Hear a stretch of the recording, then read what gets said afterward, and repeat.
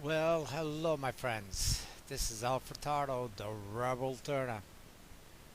On this video, uh, I've been getting a lot of requests from people asking me on what I did for my Midas sled. So I decided rather than making it and making it a lengthy process, I will go through the steps based on what I'm showing you here. Now, I also want to make a disclaimer. I am far from even knowing how to use this program, SketchUp.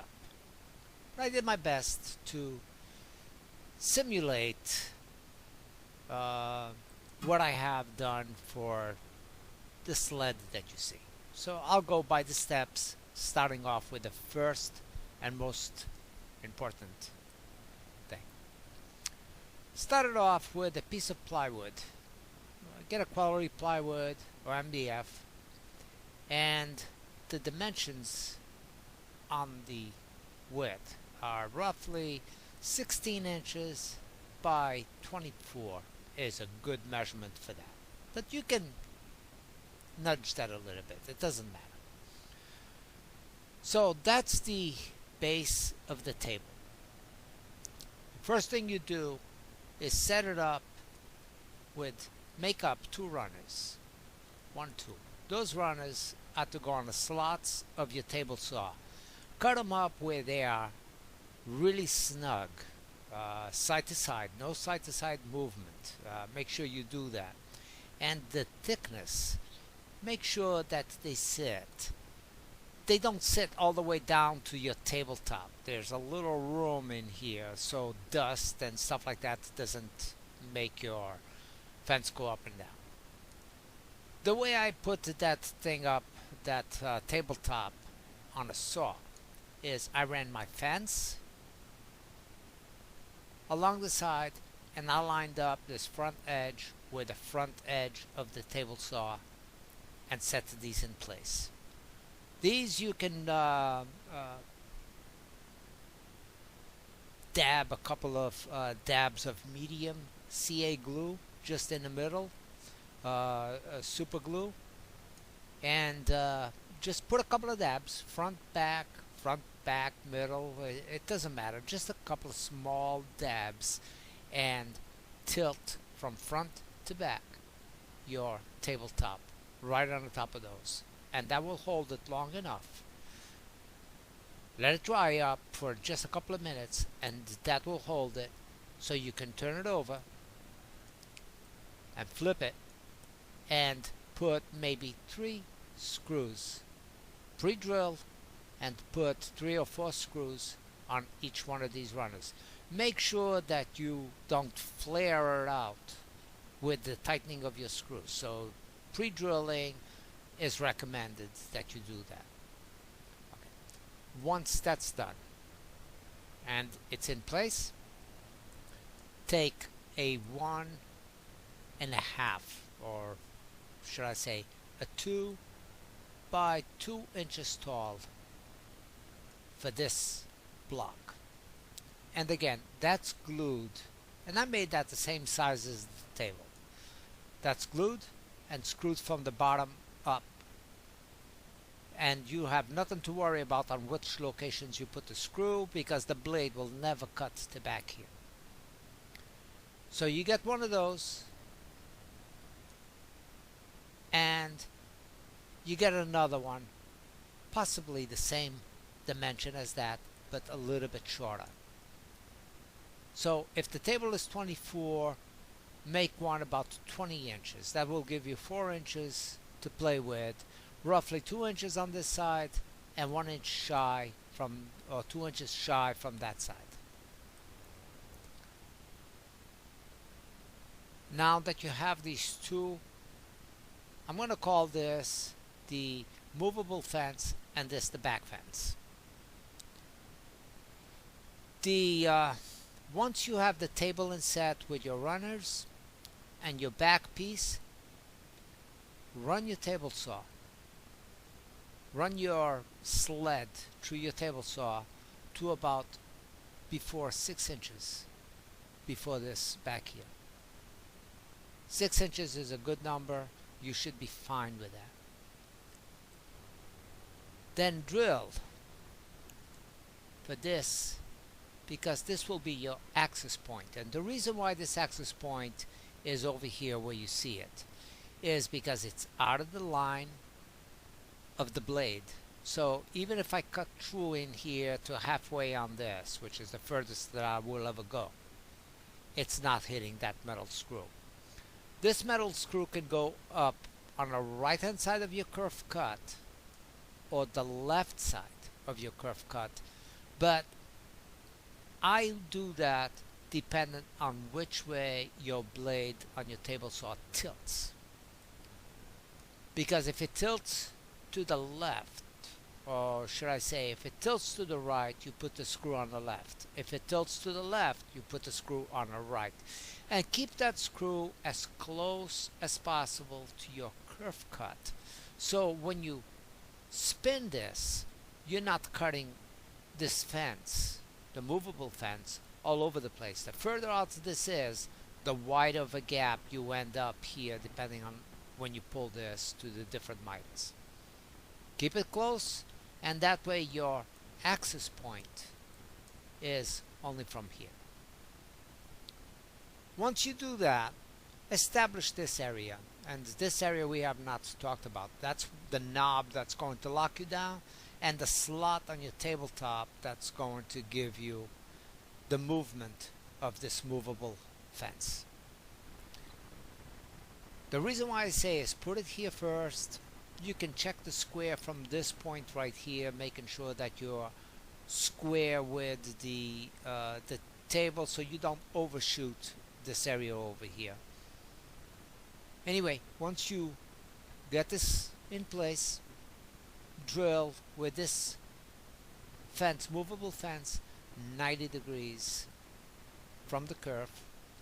Drill about 10 inches away from here. 10, 12 inches is fine. The thing to take into account or into consideration is to make sure that when you drill it, it's not lined up with your bottom rail or intersects with your bottom rail, which this one apparently does. So if I made this hole over here just on the inside of this rail, then the radius would be coming inside and nothing would interfere with that. So make sure that you just go close to the inside of the second rail when you drill that piece right there. This is too far out. With that in place, this is your pivot point, and I will show you what I mean by that. If I take a radius from here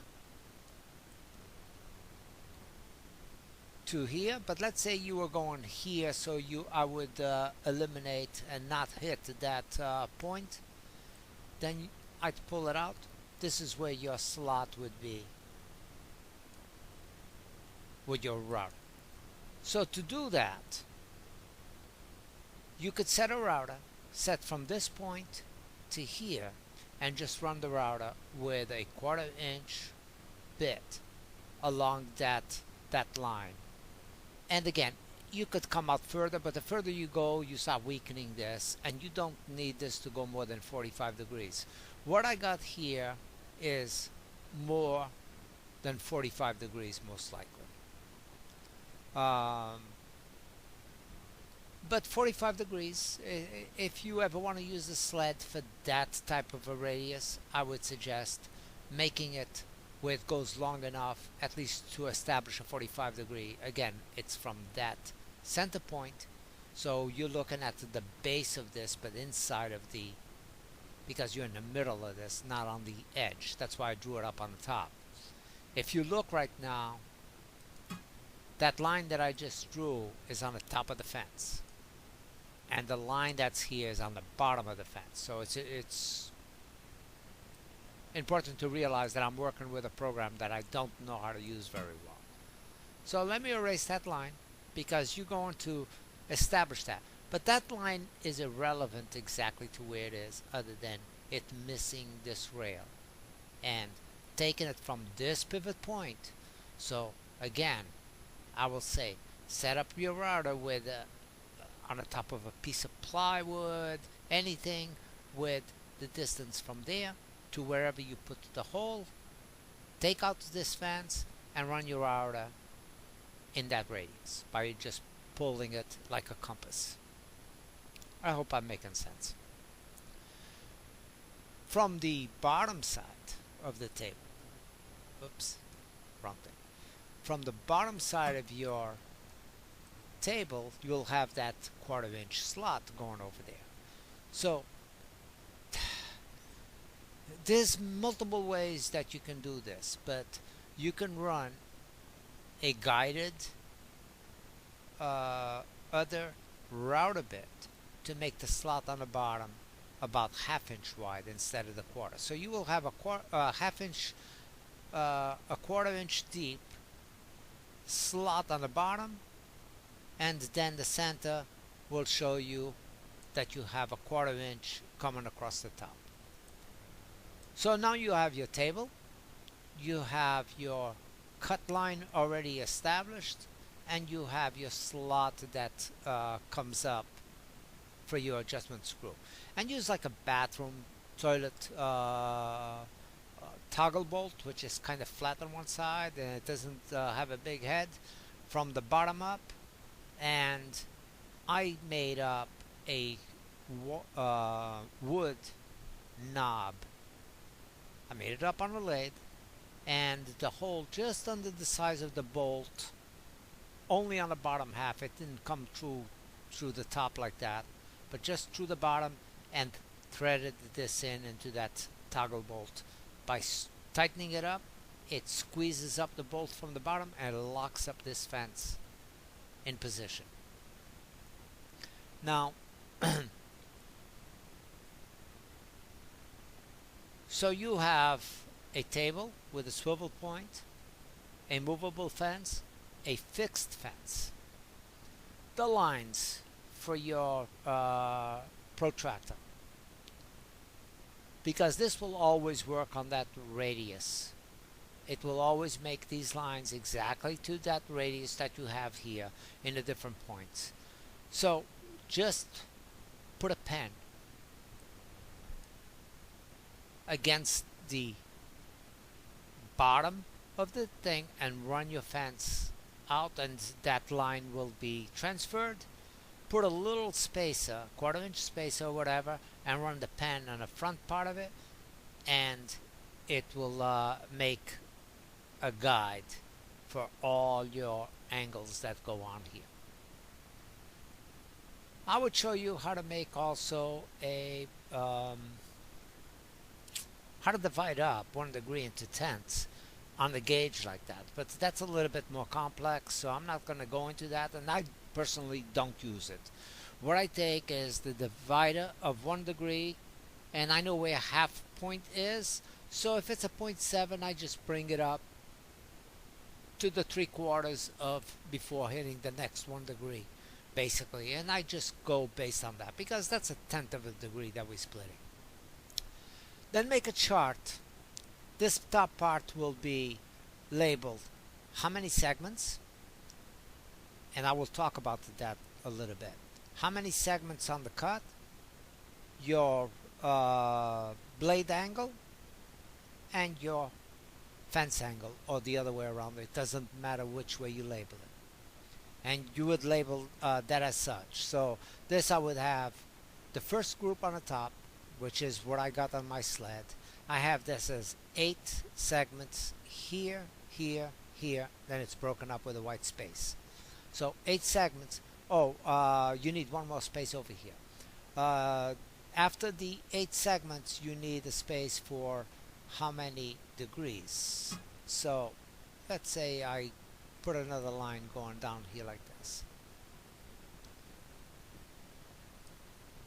Okay, so you would put degrees 45, 30, 60, or 30, 45, 60. And this one will be blank. 30, 45, 60 for this group. 30 blank, 30, 45, 60 with another line there.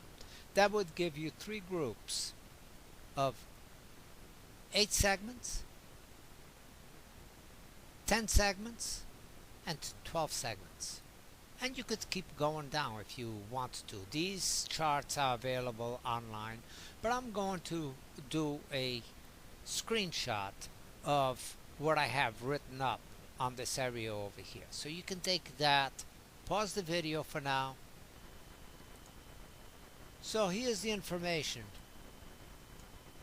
and how it's written up on the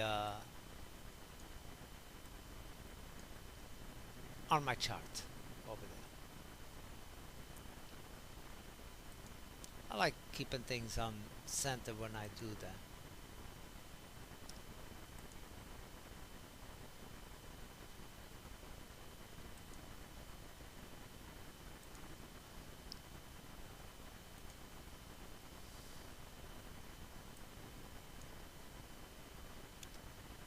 Okay, so here it is. 1, 2, 3, 4 bars.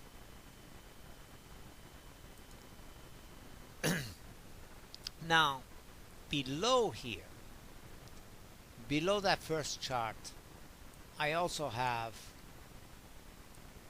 a chart made up with just the basics. I didn't go through all of them, and that would be for regular rings, not compounds. So I got compounds, I got a spacing, and then I made another chart down here just for these numbers. So here again, I can send you this, but you know, I don't use 6 segments, but the number is there. But if you want 6, 8, 10, 12, 24, all the way up to 48 segments, you can take this chart and put it down here. Okay? And again, if you want it, just send me an email and I will send it to you on a response. So we have 2 charts with information. Over here on this back side, I got a screw. Mine's actually tightens up on this side because I put a screw from the back and it's actually in there pretty tight. I threaded it in, but my suggestion is actually do it with the wing nut on the back side.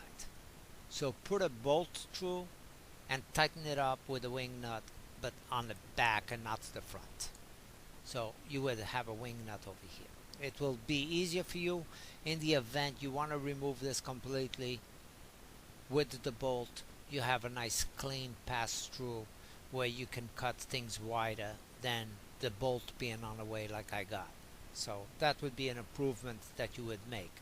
Like I said, get a 1/4 inch bolt long enough to come through this fence and a wing nut out in the back, and the front board for the stop is basically the same height as that, a 1/4 inch thick, and I just made a groove, a slot in it so it can slide back and forth.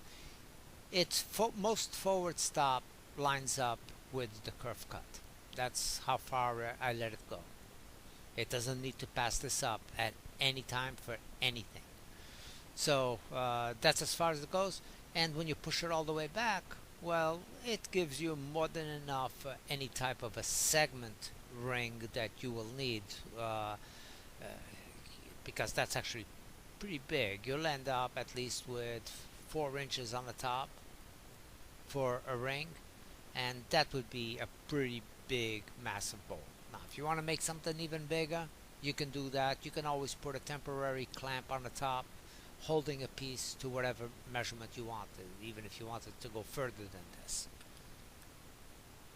This is typically my my table and what it looks like and the construction of it. Getting my angle cuts, all my angles marked up over here. I used a digital tachometer. Actually, I didn't have the tachometer when I first made mine, but I've made adjustments to it since. So I set up my tachometer against my blade and against this, and I advanced this to the different degrees, and just with a pen, as it would move 1 degree, I would put it like a rule a bit against this and mark 1 degree. Move it forward a little bit until the tachometer read over here. Sorry, the